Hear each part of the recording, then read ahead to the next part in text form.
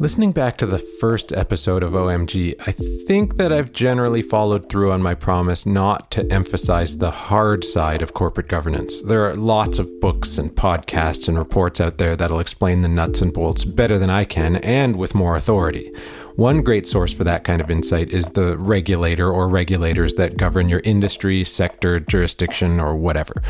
But in keeping with my promise to emphasize the soft side of corporate governance, I have a bit of advice about working with your regulators. In my experience, any regulator that issues guidance or mandates relating to governance is learning as they go, just like the rest of us.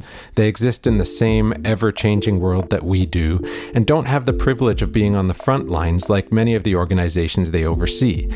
And I'll be candid. Sometimes I come across governance regulations that are behind the times or ineffective and even sometimes ambiguous nonsense. Working with a client in a regulated industry, we came across a rule that seemed to say that boards somehow did and didn't have authority over their CEOs. My client had noticed it years before and had just lived with it. This leads me to the soft side of the issue. My advice to the client was, why don't we call the regulator and talk to them?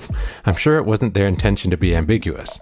So we did call the regulator, and the regulator was grateful for the call. In fact, everyone I know inside regulatory entities is always open to curious and insightful feedback about governance rules. Maybe they'd want to hear from you too.